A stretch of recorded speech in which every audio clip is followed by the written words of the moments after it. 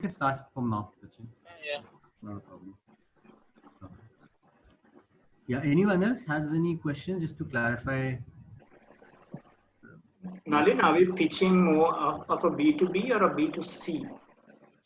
What is your what's your deal? If you remind me, Yeah, yeah. Ranga. I am more of a B2B actually. So, Okay. Okay. but So overall, it usually, so according to my perspective, only it will be right. It doesn't have to be like, okay, if you are talking pitching to a B2C, how it's going to be. no. It's you. It's you Right. pitching Yeah. to a real customer, whoever your Yeah. customer is. Hmm. Right? If your customer is going to be an organization, so imagine that this person is the procurement head of that organization, or whoever you're going to sell to within that organization. Hmm. You know, and yeah, entirely too. It'll be based on your deal. Yes. Hi Nalin. Hi. For the sales pitch, Mhm. like as you mentioned, there should be three slides: title slide, product slide, and CVP. Correct. So only these three slides we should keep, or Yeah. our sales pitch. Suppose I have a 10 If you slider sales again, pitch. if you have a sales pitch, feel free to use it also. Right? No restriction. Okay. Okay, but these three are I think one of the most No. compulsory ones. I would say, see, the reason why we said these three is that because these three are likely to be ready. Many may not have a sales pitch deck already. At least we Okay. can use this, right? Okay. Okay. None of this is mandatory. Up to you. Okay. If you Okay. feel All something right. else is better, a sales pitch deck is better, Mhm. use that. So again, imagine this was a real sales interaction, and use this time to just get feedback on your sales pitch, basically, Okay. Okay. or on And your sales deck. Yeah, go ahead. okay. And approximately on which, like, you have written the next few weeks, on which date, or maybe in the next week Oh we no, will so be this, having this. this is next week actually. I mean, this is a generic uh, sentence that I've written, but Okay. yeah, Okay. this if in this for this cohort it is next week. Yeah, Okay. All right. All right. Thank you. between the 11th and 13th. So on the Okay. 10th, Sachin will share a sheet and you can choose your, slot. Okay. Okay. All right. All right. Thank And you. once you choose your slot, just make sure to be there 5 minutes before. You know, Yeah. Yeah. Sure. uh, Sure. yeah. We'll just send one email out on Monday that this is the Zoom link. Mhm. So at your defined time, at your assigned time, just come onto that Zoom link. That's Okay. it. Okay. I All mean, right. there's All right. there's nothing more complex than that in this. All right. All right. Thank you. Okay. If no more questions for the moment, I'll move ahead, and we can discuss this also later. All right. So for the next week, this is going to talk about a little on creating customer narratives. Essentially, how you can imagine or how you can kind of create an imagined conversation and then play it out. In this case, next week, but in general, in your customer interactions, right? Um, General kind of tips we like to kind of stress on not talking about your product too much. In fact, letting the customer open up and talk about their life rather than you talk about your idea. That I have this, I can do this, and it has this great features. That's okay, but that may not give you eventually a rich enough conversation later. So let them talk about uh, their life, their kind of specific challenges and problems that they're having that you might be able to solve in the area that you are, of course. Not just the general problems. Again, there's lots of problems. Uh, Secondly, talking about specific or asking about specifics, right? Or general opinions versus general opinions. Sorry. So specifics in the sense you talk about. So if you remember this, right? Let me go back to the slide. Show this slide, right? So we asked you very simple question: is talk about your most recent experience, right? So we didn't say, okay, let's talk about an experience you had with a customer you enjoyed. This is fine. It's also fine. There's nothing wrong. But as soon as we talk about most recent experience, your own mind is far more focused and thinking to a very small subset of experiences, right? When was the last time I spoke and did I learn? And you're surely to learn from most interactions. If not the last, maybe the second last or the third last. So it narrows down the scope of responses, and that's a useful thing, right? So recency, past behavior is useful. What they do to solve it currently, current solutions, right? How often they face this problem, that's frequency, and talking about details of this, of the challenges that they face, So your questions ideally should be around this, So how often do you face this problem? Can you talk about it a bit more? What do you currently use to solve this problem, right? Can you think about the last time that you tried to solve it, and what was the experience then? And also emotions. There's no real uh, um, question here per se, but as long as you're able to elicit some emotions, that it's always useful, even if in B2B, by the way, right? Because end of the day, you are selling organization, you'll be selling to a person. Maybe you start with the project manager, you move to operations manager, he then recommends to the procurement manager, who then recommends to a CFO for the final financial decision. But you're always selling to people, and if you can kind of get them excited about your product, or tell you uh, how they experienced something really bad the last time they faced this problem, that's a good indicator of their willingness, or their openness to perhaps buy your solution, whether it's a service or a product. So think about your questions and your narrative from this framework, right? And the last thing is, of course, everyone likes stories, right?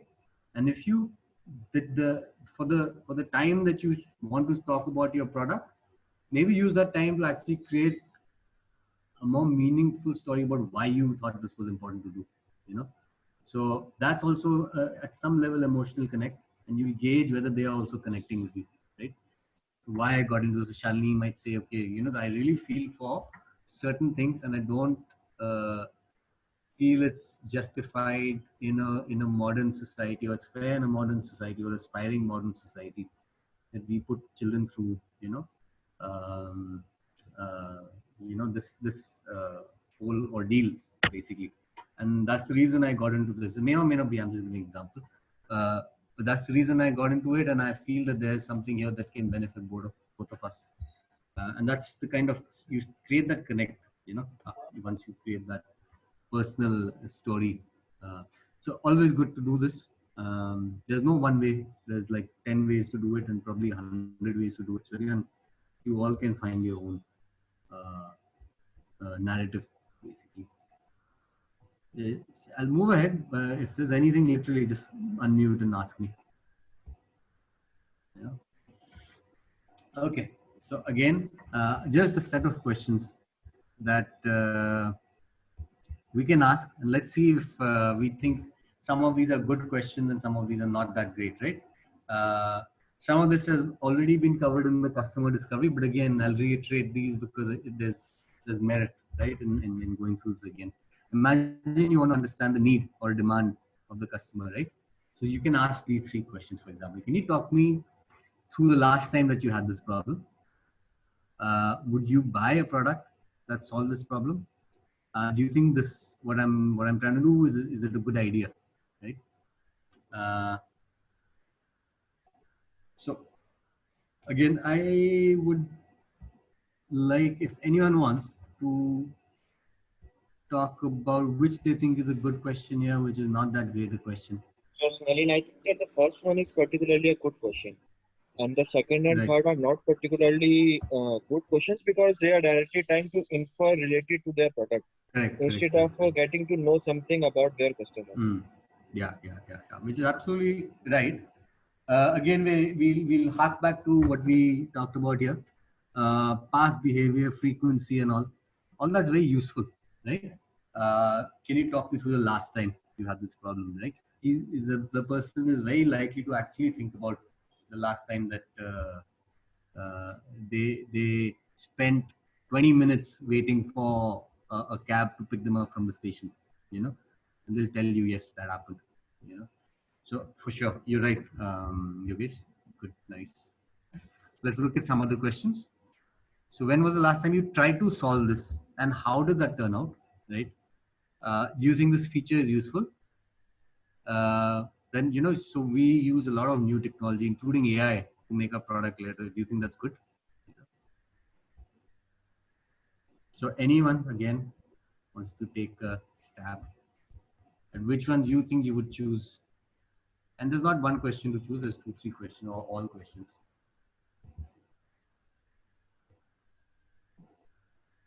Yeah. Yeah, Nalin, similarly in this case as well, I think that the first one is a good question Yeah. because we are Okay, good. trying to infer something from their life. Mm-mm. So when Agreed. the customer is talking about themselves, so they will be more able, they will be better able to relate to it. Yeah. Absolutely right, Yogesh. Thanks.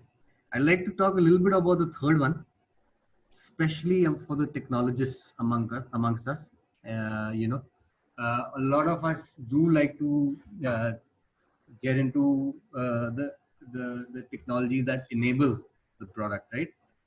AI is enabling technology, big data and its offshoots are IoT is enabling, blockchain is enabling, all there's several, so it's all good, but it's not really useful to talk about enabling technologies better, especially nowadays. I know that a lot of people just switch off once you talk about AI, machine learning, because everyone is talking about that. So, of course, it's good that you use AI to make it better.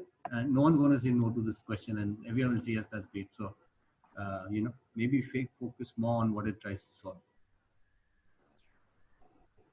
Nalin, if I add something here, Yes, please. it's now you said usually a pitch is all about storytelling, right?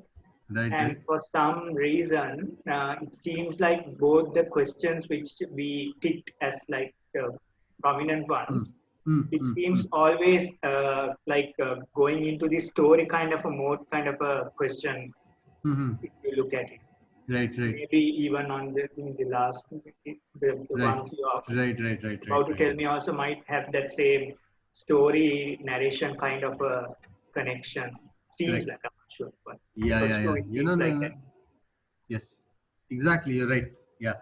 So there's two things. One, you wanna ask questions that give you useful information and make them tell you about themselves, right? The customer, and in order to kind of, um, if you find, for example, that connect is not happening, then you can kind of also bring in your story about why you try to do this. So you're right, Ranga. These questions do help us in the first thing, which is getting the story from that customer also, what they own life. Yeah, and it's kind of like relate. Like now, it like remembers both the customer as well as the Yes. investor. He's also getting kind of like aroused because he also getting. I mean, he's now going through his mind. Okay, I also came across something like this. Yes. So it's like Yes, connecting both to. Yeah. Correct. Exactly. Yeah, that's absolutely right. Yeah, absolutely. Yeah. Thanks. Right, let's go to the other one, right? We all want to find out how much you can price it at.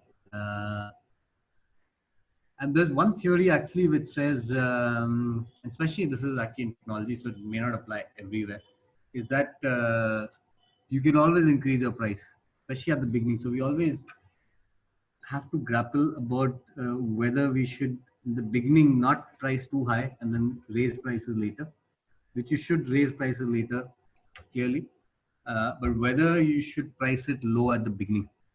Now, one thing to remember is that your early customers, right? Your early customers are always early adopters, and they are likely to actually pay for your goods more because they are the people who really feel this problem, are willing to try something new, probably have already tried to solve it themselves, so they're willing to pay, right? So you can actually, again, this is very much it's a nuanced view or a nuanced theory on pricing, but don't be afraid to charge even high at the beginning. And this again, like I want to caveat this by saying that this is not applicable to all of you, but certainly a few of you, right? Your early adopters will be the ones who are willing to pay for sure. Girish, I think you have something to share. No, I unmuted in case I get a chance to speak. Yeah, please. So I think the first question, not that great. Second question is a good question because it actually gives a chance to customer for the customer to get into maybe put a value on what he's losing by not solving this problem. So maybe he Right. never thought about it, how much it is actually causing him, right? So you're able to bring in a value to what you're selling or suggesting. Correct. And third, also not that great. Hmm. Give maybe in most of the scenarios, because Yeah. I always feel if you see the value, you will create a budget for it. Correct. So that's a very good point, Girish. So in our case, we do the third question. Again, this is not a valid question for B2C for sure. Is there budget for it, right? It's not a really valid question. So B2B, the reason why this may be useful is that you can, to your point exactly, you can say if there's no budget for it, it's the salesperson's job then, which is you, is to either reallocate budget from another head for this, right? And that's what typically creating a budget is, because you're constrained by what you have. So that reallocation, it gives you a sense of whether there's a reallocation exercise required, you know. And that's why this can be a good, at least, question to start the reallocation conversation. But you're absolutely right. The first question is not great. The second one is, and second one can even apply to both B2B and B2C. Third one, only B2B.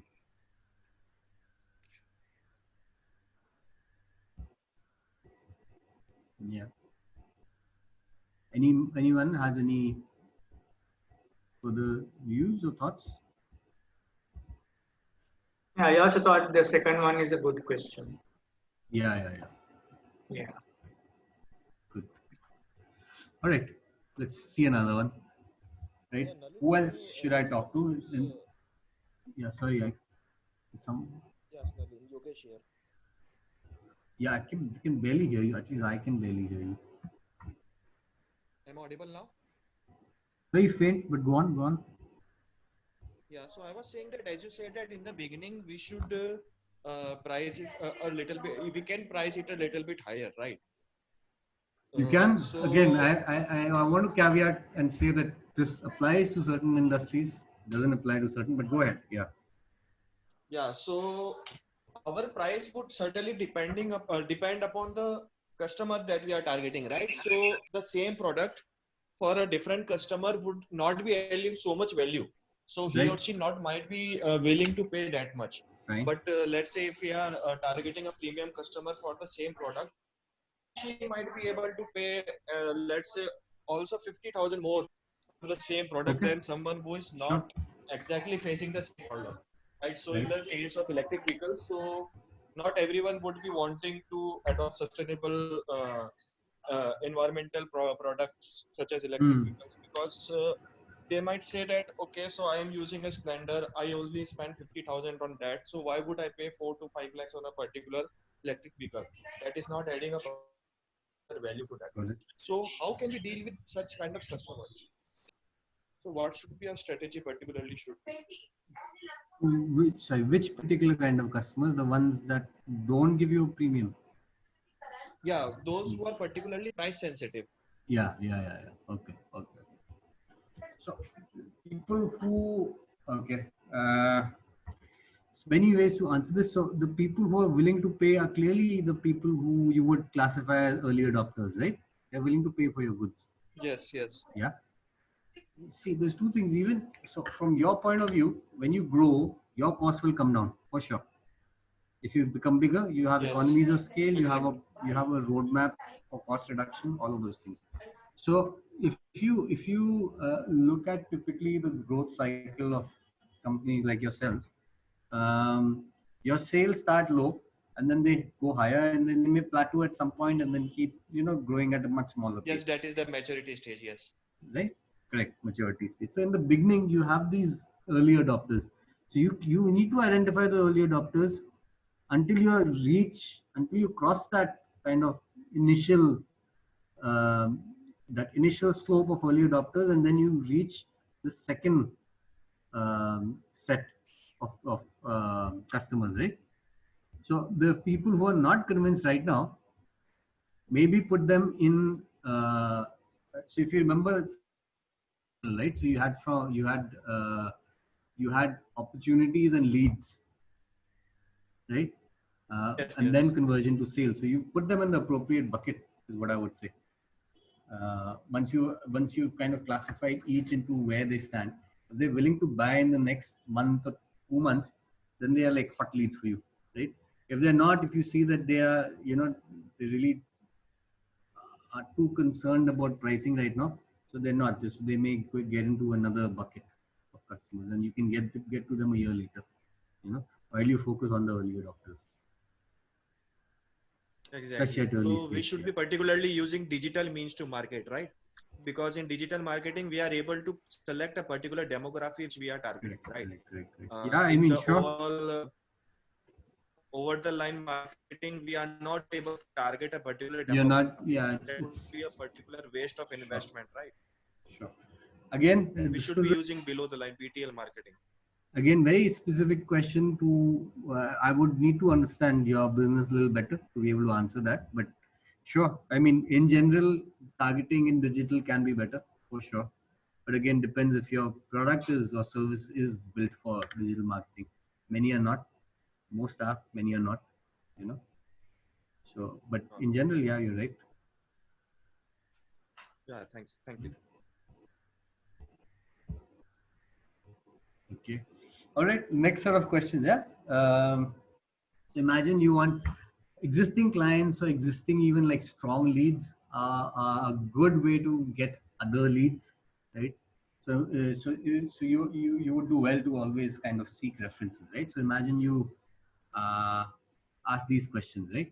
Who else should I talk to, and would you mind if I mentioned that you had referred them, right? Are these both good? Is anyone good, or both are not that useful? Anyone wants to kind of cover?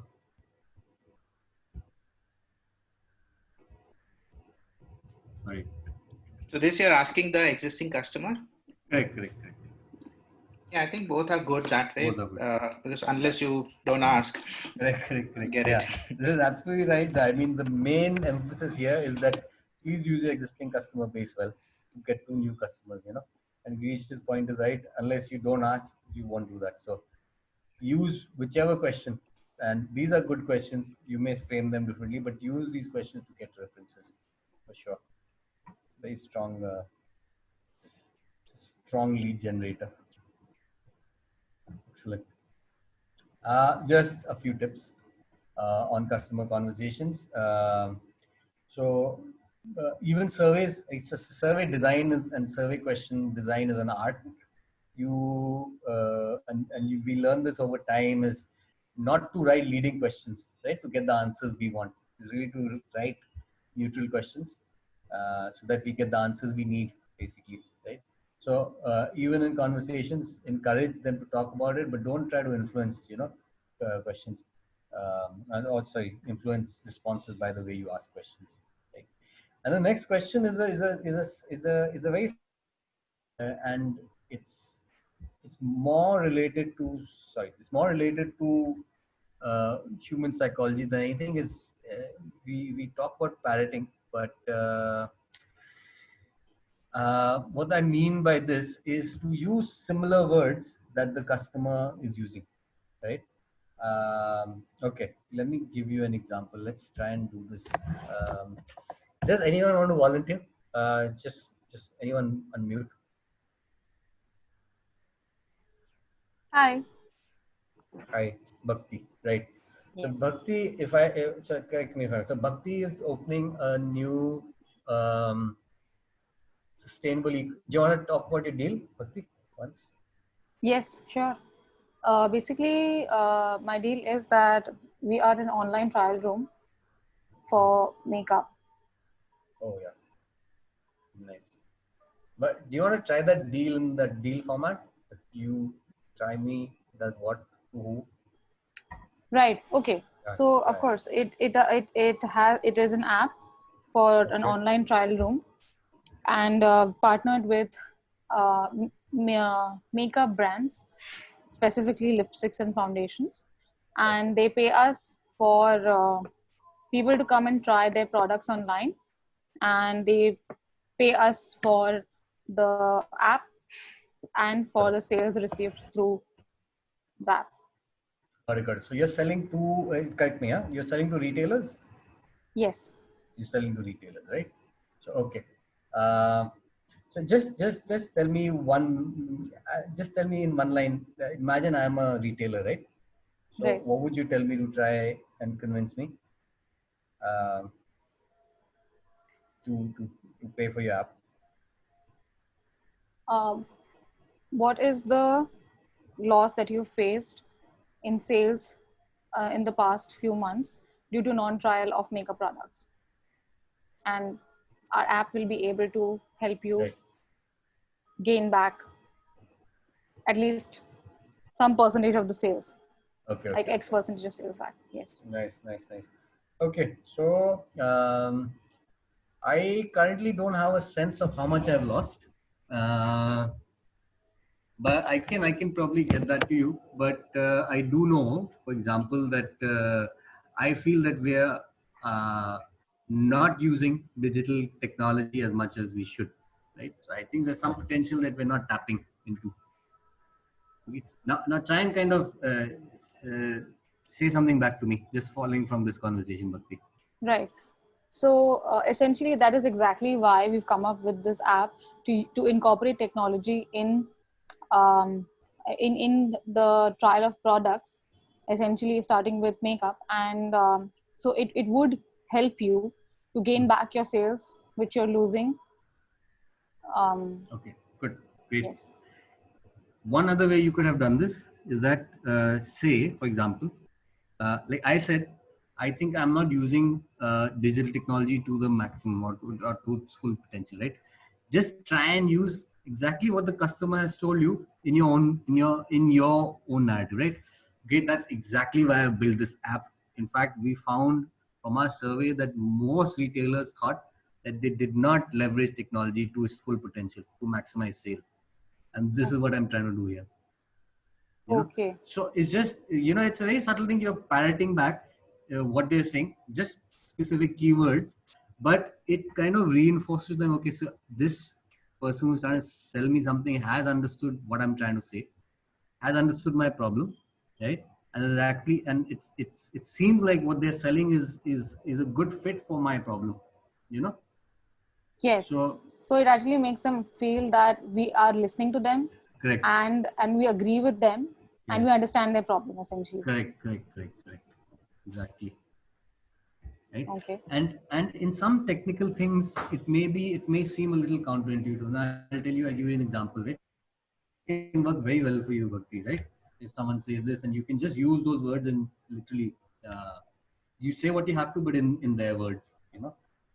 There's something else. For example, let's say someone is trying to let me think of something. Yeah, let me think of an example where someone is trying to, I don't know if anyone is doing that here, but let's say if someone is trying to measure carbon footprints, right? And in this case, measuring carbon footprints of, let's say, buildings, right? So you go and you are selling to architects because you have this thing that can help them reduce their overall carbon footprint. You go to them and you say, okay, I'm trying to do this. Uh, I'll be able to kind of look at your building stock and tell you how much carbon there is. So they are going to say, let's say, whatever they say, but imagine they say, okay, so are you telling me that you can tell me how much carbon is captured in my building, right? Now, for a person who's building this is technically incorrect. It's not about carbon capture, it's more about embedded carbon, right? But that's fine. For that sale, it's fine for you to say, yes, exactly. We are going to tell you how much carbon is captured in your building stock, you know? So again, this, to Bhakti's point, is telling them, we're hearing them, we're actually empathizing and agreeing with them that this is the problem that we're trying to solve. You know, obviously this is applicable if the problem that you're trying to solve is a problem for them. But in terms of using language, it's a powerful way to get people on your side. You know, using the Right. same language. I think a general tendency when you are selling something is, I mean, this is what I understand from this. Yeah. That is a tendency for you to correct someone Correct. You don't want to do that. Exactly. Yes. Yeah, exactly. So I get like what. No, I think I understand what you're trying to say. Yeah. So it's And more that- important. Yeah. And that is especially true in technical things. You might want to correct that person, but avoid that temptation. Go with that. Yes. You know? Yeah, absolutely. Anyone has any thoughts or like experience in doing this and wants to share or wants to try the same thing what we tried with Bhakti? So you are saying, Nalin, is that you should not correct an customer or an investor? No, I'm not saying that. I'm saying even if they may even if they may not be using the technically correct words to what you're doing, Yeah. as long as they've understood what you're saying in a different language, it's okay for you to use that language also in order to make that sale. So instead of saying what you may be trying to assess embedded carbon, what they are saying is you're going to tell me about captured carbon. It's fine. It's not technically correct, but it's fine for you to say, yes, I'm going to tell you how much carbon is captured in your building. That's one thing. That's about correct and non-correct. But the major point which we went through in Bhakti's thing is to agree, is to accept and acknowledge that the problem that they have is the one that we're trying to solve, and to convey that in the same language that the customer understands and uses. Yeah, it's about talking in their language about their language. Correct. About our solution. Correct. To their problem. Correct. Yeah, exactly. All right, good. So yeah, this is one of the more interesting things, and it takes a little bit of practice sometimes. But yeah, it's very powerful. All right. Oh yeah. And the last thing, of course, and this is the idea of using that worksheet that we had shared after the first sales webinar, is to know your goals and questions ahead of time, right? And that framework that we presented in that spreadsheet is to help you prioritize out of the 60 things that you might want to, out of 60 assumptions that you have, which are the ones that are high priority to validate, So this is, that spreadsheet is going to help you, know your goals and questions ahead of time before a customer conversation. So all of this fits together like that. So you have identified a set of questions that you want to ask. You have created a customer persona. You have identified a way to reach a subset of your customers, and then you create a narrative around all of this.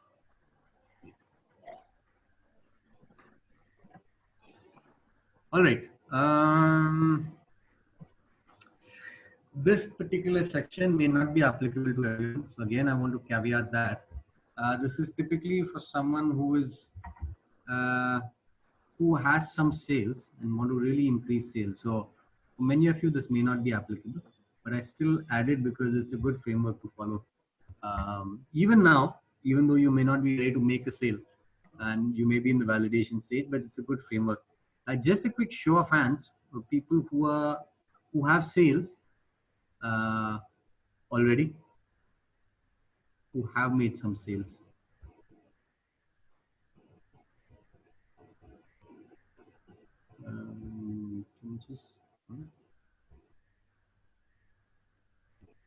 I can't see any hands. There's no one who's made any sales here. Anju, okay, nice. Anju has. Great. Wow, Anju, you're a massive minority here. Okay, so may not be again applicable, so we won't spend too much time here. All right, on this particular slide.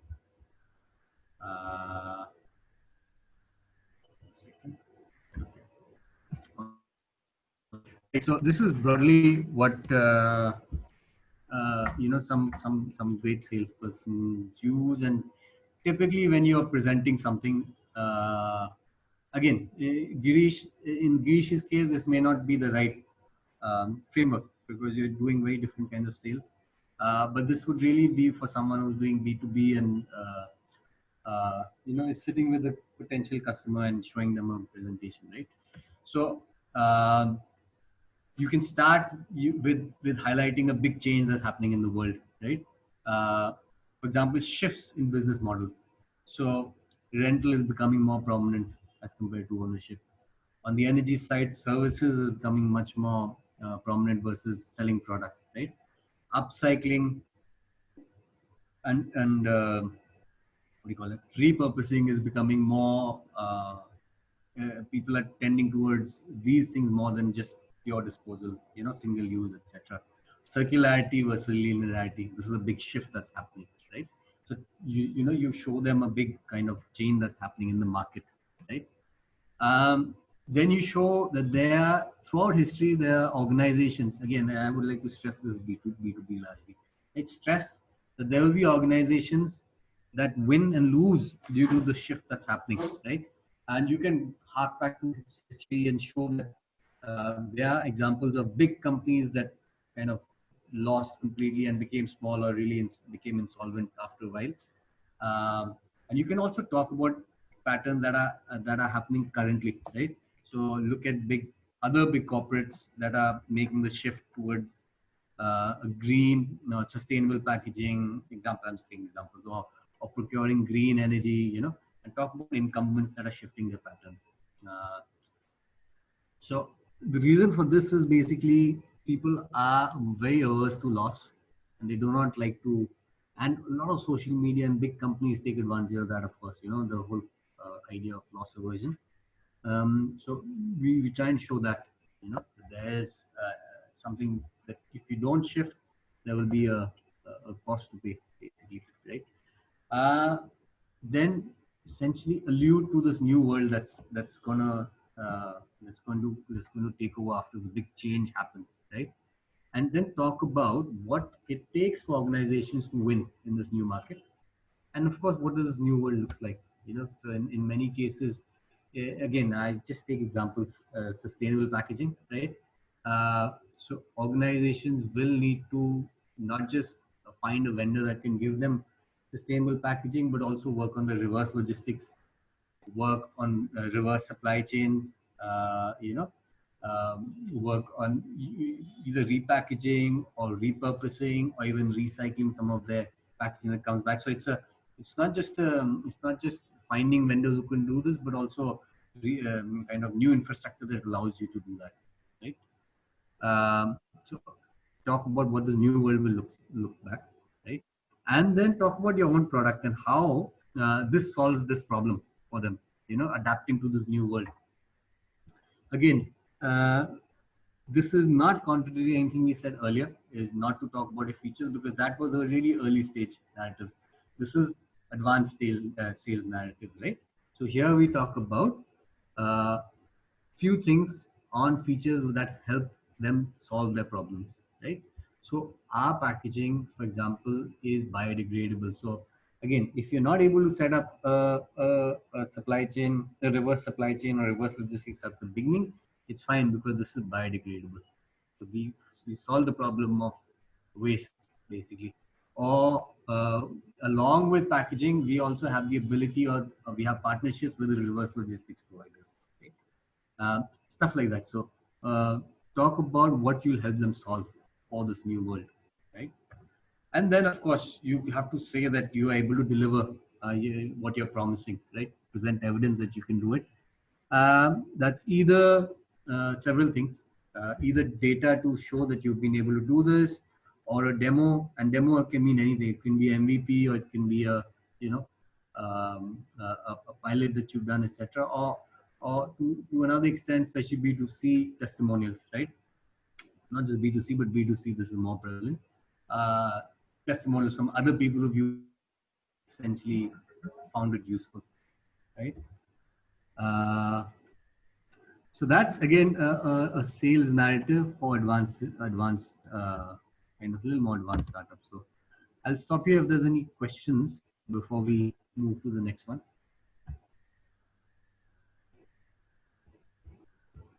Great. Maybe they're not. Okay, great. So again, sales metrics, a very quick touch on sales metrics. There's several that you can do or you can track, but I would suggest just start with doing these, right? Look at your overall deals, of course, track all deals. You can use a sales funnel approach to bucket various potential customers into each of those, um, uh, into each of those categories, right? And then literally, if you just follow deals won, deals lost, and sales cycle, how long it's taking you to make a sale. You start with this, and then you can get more sophisticated over time. You talk about retention, retention rates, renewal rates, all of those things after. Doesn't matter, but start with these three and get a system of sales going. All right. Sorry. Any questions on this sales metrics at all? No, I think it's relatively straightforward. Yeah. I would like to say something here. People do like to talk, measure conversion rates. Now, just keep in mind when you talk about conversion rates, it also informs your cost of sales, right? So imagine that you have to reach out to 20 people to get one customer, right? Sales conversion rate is clear. That is 1/20. So that's like 5%, right? What is your cost of sales? Anyone wants to say that how will you calculate your cost of sales in this case? Let's say over the course of a year, you reached out, or let's say cost year, not even a year, over the course of 4 months, you made your first sale and you reached out to 20 people as a result, right? What would your sales cost be? What would you have to consider to get to your sales cost? It will be like whatever you spend for reaching those people. Correct. Plus whatever you spend over the 4 months for getting the sale, like any other activities you have done for reaching out the people. You will calculate all the costs and divide it by that particular number. You will get the cost conversion number. What is the conversion price of your sale? Got it. Yeah, that's right. So okay, I'll detail this out further, right? So you go to 20 customers, right? You have a meeting each with each of those 20 customers. So that's like let's say an hour of meeting, an hour of travel. Again, just bear with me, assumption. An hour of travel there, and this is not COVID. So let's say normal time. So an hour of travel, an hour of meeting, an hour of traveling back, right? 3 hours per meeting. Over 20 customers, that's 60 hours of first sales, right? Let's say 19 said no. For simplification, maybe 15 said no, 5 said come back later. But for simplification, 19 said no, I don't want to do it. One person said yes, okay, next meeting, right? It took you another 3 meetings to convince that person, right? So that another 3 meetings, let's assume it's the same 1 hour meeting. So those 3 meetings actually meant 9 more hours of your time, and maybe whoever else, your partner's time or your salesperson, your senior sales head time. So that's a total manpower time of 60 plus 9, 69 hours, right? So you quantify the 69 hours, right? Plus any other marketing cost, any other sales cost, any BD travel cost. That's how you would reach a total cost of sales. So 60 for, imagine there's no other cost. There's only this cost. So your cost of sales is actually 69 man hours to make one sales, right? So at the end of the day, you made one sale. That's how you would calculate sales cost. Again, so there's nothing, I've not mentioned that you need to track it, but keep it in mind, this idea of measuring sales cost. At the beginning is not so easy. NLB, it seems very high. Obviously it will be because it's your and obviously founders typically don't cost in their time and all. But over time you have to, only because then you will become business, so you will have to cost in your time. All right. Go to the next one, customer discovery. Again, just some thoughts on how you can actually reach out to people early stage. People have mentioned surveys, etc. All of that, so that's number 4, of course, cold call, email, surveys, etc. There's other things we've discussed, references, right? It could be at the early stage, just friends and family. Once you have clients, use your clients also, right? To get references, but early stage, it may be just directly friends and family, right? Today, there's also the idea, I mean, the possibility of LinkedIn, to get references. So that's quite powerful. The second one is, again, I think we talked about this the last time, we may or may not have, but organizing meetups, right? So imagine you're someone who wants to, right? So Bhakti is selling an online app to retailers, right? So Bhakti can literally organize a meetup and invite 20 retailers and maybe 5 come, right? And say the question I'm trying to understand is, what do retailers find hard about the digital transformation, right? In terms, again, yeah, because I'm just thinking out loud, this may not be the right thing, but understanding the problems that sales people, I mean, not sales, retailers face in going digital for their sales, right? So she organizes a meetup. Just because of the fact that she organizes meetup, she already has some credibility, in the eyes of the people that are attending. And then once you have this meetup, or it's a round table may be a better word, you'll get a lot of good insights if you facilitate that discussion, right? So you have credibility, you have peer learning, people are learning from each other, and you're learning from everyone at once, right? So this is extremely powerful. In fact, right now, COVID is a great time to do this. People have time, doesn't require anyone to travel. Of course, there's that webinar fatigue and all that happening, but if you reach out to enough people,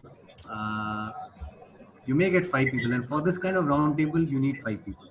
You don't need too many more. Is anyone want? Anyone has questions? No. Okay, I thought someone would need to. Sure. Organizing meetups, round tables, a great one. Do it virtually. It's fine. Existing clients, we talked about this, getting references. You don't have any. Yeah, Nalin. So for product-based startups. Yeah. Go ahead. Yeah, go ahead. Yeah, am I audible, Nalin? Yes. Yeah, so I was saying that for product-based startups expo would be a good thing, right? Yeah. Of course. A lot of government organized hackathons are there. So there are a lot of startup expos. So we are also exposed to a particular target audience, and also the media coverage is there. So without spending any amount on the marketing, just we need to get the space for the product that we are offering. Then we can reach out to a wider audience as well. But currently in this COVID scenario, I don't see much of those happening. So what should be the ideal option in that case? So recently the hackathon, Smart India hackathon happened. So our PM Modi also addressed that over a video conference, right? So a product-based startup, so the video conference kind of thing would not be a very good option, right? Because the touch and feel option wouldn't be there. For something like for app-based startups, they can provide free trials so anyone can download remotely as well. But for product-based startup, what should be the approach be? So in this case, we're talking about how to reach out to potential customers, right? Your question is for product-based. It's very similar. You still have to reach out to people and then come to a demo, right? But how do you reach out to people, right? That's the first question. So first connecting them over the social media platforms such as LinkedIn, and then advertising our product on YouTube. Yeah, in your case, that making use of digital marketing, right? Yeah, of course. At this time, what we talked about in the correct. Yeah. At this point, COVID, I guess if you're not being able to do it, in India especially right now, it's pretty much everything locked down. In other countries, may be different. But yeah, where we are like practicing social distancing, offices are not open. Yeah, digital is the only means right now. All right, thank you. Yeah. Just to add in here, I don't know if it'd be relevant. Yeah. But I'm currently in real estate, okay. But I one would normally think that for buying properties, for example, in Dubai, Mm. one would have to travel here and see the properties to buy it, right? Mm-hmm. But as per apparently the new standard, there used to happen road shows for properties, Correct. and people used to attend and all that. After, of course, getting them through digital marketing there and with existing client base and all that. But right now, like, the interesting thing that's happening is that there are online road shows happening Mm. for properties, in fact. Got it. And it was like hard to believe, but I'm also new in the industry, but it was hard to believe that there were sales happening for buying Yeah. properties Correct. through an online roadshow. Yeah. No, you're right. I've seen this also, by the way. Like agents do a walkthrough, Yes. like an online virtual walkthrough to the Yes. property. Yes. So of course those things can Actually, work if the yeah. developer is well regarded, and the buyer understands what they're doing and they're doing it for investment, purposes. This is possible to be done. Yes, and You're like they doing it for show. your Go ahead. Sorry. No. So no, as in and they also show virtually. Exactly. Like Yeah. everything, you have everything in Work place through. now. 360-degree Correct, viewings, all of that. Correct. So I don't know how it would, help someone, but it actually does give sales. So Yeah. Exactly. You're right. Absolutely right. So for Yogesh, it might be an online demo, virtual demo, or something like that. Yeah, absolutely. All right, good. Okay, and the last one is obviously cold call, emails, and all that. Of course, this is not so easy. But again, I'd like to present to you something that you might use for emails. Again, limited time, limited attention span, all of those things we all know. So how do you kind of get to at least a point where they're reading your emails? So one, of course, keep it short. That's clear. But let's say how we can structure that, right? Again, no need to mention again early stage. I'm assuming everyone is early stage, right? That's clear. So don't mention your idea at the beginning, right? Tell them clearly where you at, right? So frame the expectation very clearly. If you're pre-product, let them know. If you have something to sell, let them know, right?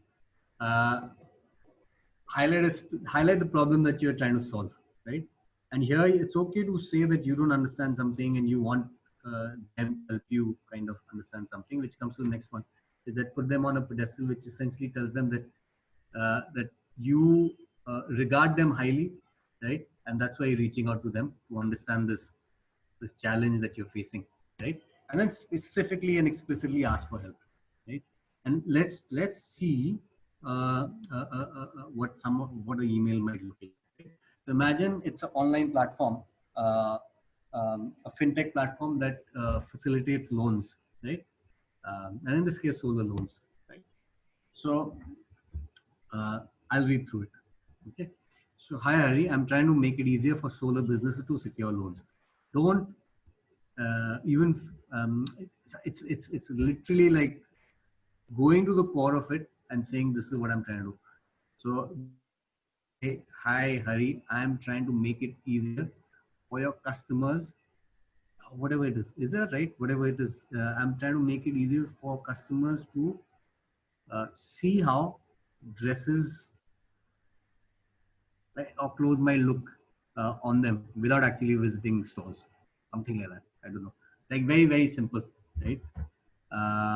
Or I am trying to make it in case of Girish, I'm trying to reduce the time that commuters have to spend waiting for cabs to take them home, right? So that could be in very simple terms, not getting into features, not getting into technicalities, I'm using this, I have access to all this big data, none of that. So I'm trying to make it easier for solar businesses to secure loans, right? We're just starting out and don't have anything to sell or even a product yet, but I want to make sure that I'm building something that actually solves the problem. So this is where you're framing. You're saying, I don't have anything to sell, but I just want to make sure I'm barking up the right tree, basically. I'm having trouble figuring out how all the pieces of the financing industry fit together and where we can best fit into it, Again, this you're saying that I identify where my weakness is, and I'm willing to tell you where it is, right? You can say I've actually not been in this industry, in the retail industry ever, but I've spoken to retailers, and I've seen that this is a major problem for them, right? So that's saying that you've done a bit of homework, but you're still not confident because, again, this is Bhakti's example. So you're open to showing weakness, but you've done some basic research also. So that's showing that yeah. Then you know more about this. So you're telling them you know more about this industry than anyone and could really save us a ton of mistakes. So you're putting someone on a pedestal, right? So you can. This is literally useful. This same line you can literally use for everyone. You don't have to like customize this too much. And then do you have time in the next couple of weeks to meet up? Or you can be even more urgent. And do you have time this week, say on Wednesday or Thursday, to meet up for a chat or to get onto a Zoom call or whatever you want to say, right? So this is your specific ask, right? Again, people get lots of emails every day. It's not like none of this is foolproof, but this is certainly better than writing a one-page email where it's most likely that 99.9 won't read it. Here, maybe a large number may read it for sure, and a small percentage may respond. Right. So again, this is something. We are just kind of guidelines. Nothing is set in stone, but something that might be useful. Okay. Right. For you, for all of you, again, this is something that we went through last time, but just want to reiterate that if you're B2C, at least try to get to 10 to 15 or even more good conversations. If you're B2B, try to get to 5 to 6 good conversations, right? A good is an operative word here. To reach 10 to 15, you may need to hit 30, 40 people before you get to good conversations. And for B2B, it may be, that whatever that number is, 10 or 12 or 15 before you get to good conversations. Good conversations that give you useful information, right? Again, I won't spend too much time again, although we do like to reiterate, this is a kind of, useful commitments, time. So you may get a second meeting, or they may agree to give you feedback on wireframes on your product. They may be willing to try your product, right? So that's good. A reputation risk, introduction to their peers or other people in the team, introduction to a decision maker, right? It could be in a B2C case, it could be a spouse, it could be a lawyer, because lawyers and CAs are typically, investment advisors also for a lot of individuals. Another is giving a public testimonial or the ability to use their company for a case study. Right? And the final is, of course, pre-order deposit or a letter of intent. Letter of intent is non-binding, but it's useful when it kind of outlines certain milestones that will lead to purchase.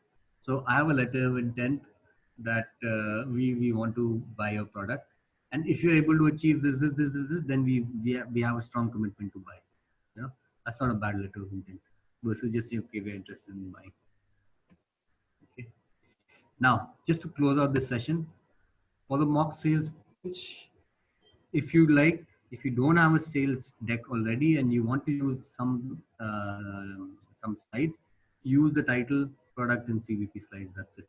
If you're confident of doing your sales pitch without a deck, fine too. If you have other stuff like videos and all, Anju asked, absolutely use. Consider it as a full sales interaction, right? And we are at the end of the presentation. Man, pretty well timed. Any questions? Happy to take questions.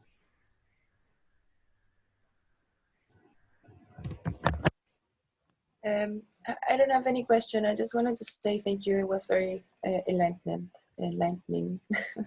Nice. Thank you, Isabella. Thank you. I'm glad it was. All of you guys. It was very cool to hear also the experiences and everything. That's right. That's right. That's always good. Much to learn. It's a big cohort. I would like to encourage all of you to use Mobilize also to get to know each other. Cross-selling is a very great thing. I don't have good examples here, but for example, someone selling There may be good examples, yeah, actually. So, okay, again, Girish is selling metro rides.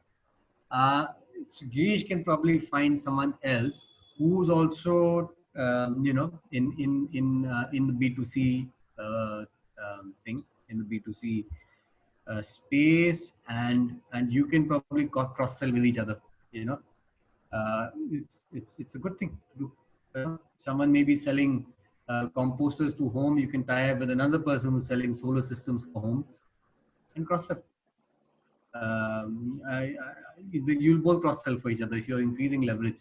You know, okay, I'm here to sell you composters. At the end of conversation, listen, if solar comes up or if something comes up, listen, I'm going to put you in touch with a great friend of mine, and you're basically generating leads for each other. So yeah, Mobilize is a good way to connect with everyone else. Also, some of your products are can be used cross border. So feel free to reach out to people in other countries also. Like I said, there's people here from Uzbekistan and Sri Lanka, Maldives, Mauritius, Nepal, perhaps also. Hey Nalin, Vishwa here from Greenjar. Yeah, hi Vishwa. Yeah, so thank you so much for the presentation. The bifurcation between B2B and B2C interaction was quite insightful for us, especially. Right. I had a bit of patchy internet in the middle, so I don't know if you covered the upcoming mock sales pitch and what it would entail. Like, is it possible for you to just highlight that? Yeah. Of course.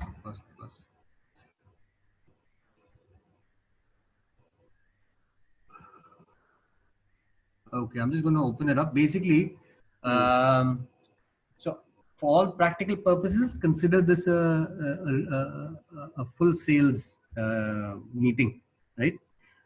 Not a 1 hour sales meeting, but a 15-minute or 10-minute sales meeting actually. So for the first 7 to 10 minutes, literally talk through do your pitch, create your narrative. If you have a deck, show your deck, pitch your product, right?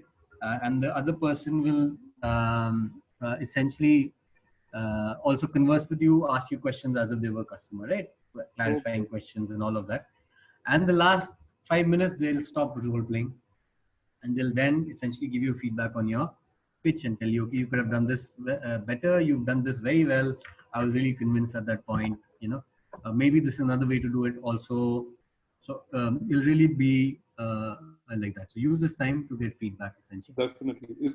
We don't have to follow the deck format which we were. You don't have to follow the deck format. If you want to use a deck and you don't have a sales deck, you can use these 3 slides, right? The title and the product and the CVP. If you have a sales deck, feel free to use it. If you have things more than the sales deck, you have video and all, feel free to use. All practical purposes, consider it like a sales pitch. Thank you so much. Yes. No problem. Right. So, guys, if no more questions, we can wrap for the day.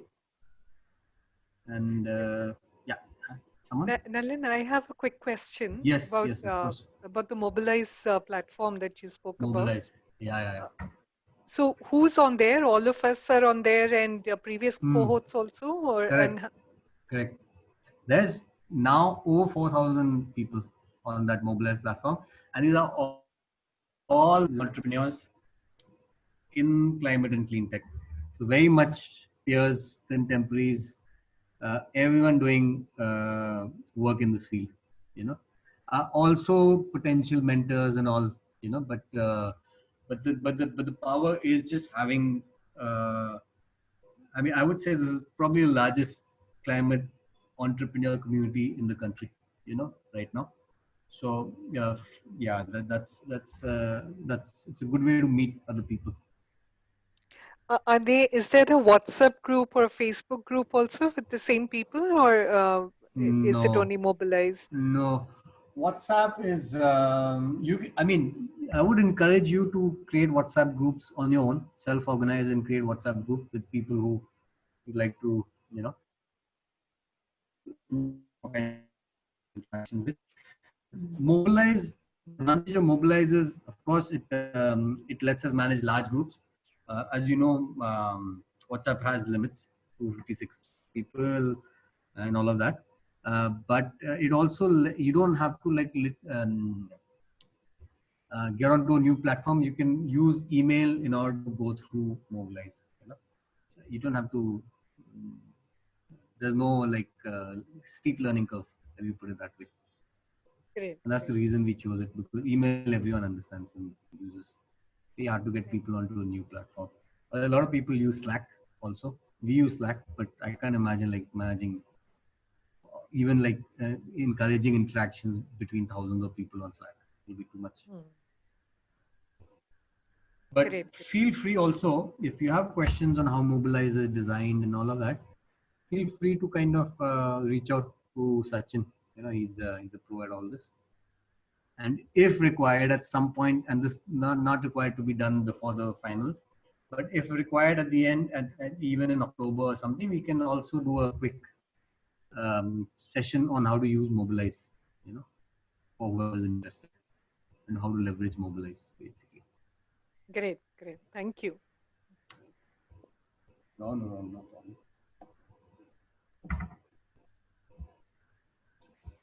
All right. So I think no more questions, and I'm glad everyone could make it. I hope it was useful. I'm going to stop screen sharing. Yeah, and please look out for the email on Monday. Okay. All right. Thank you.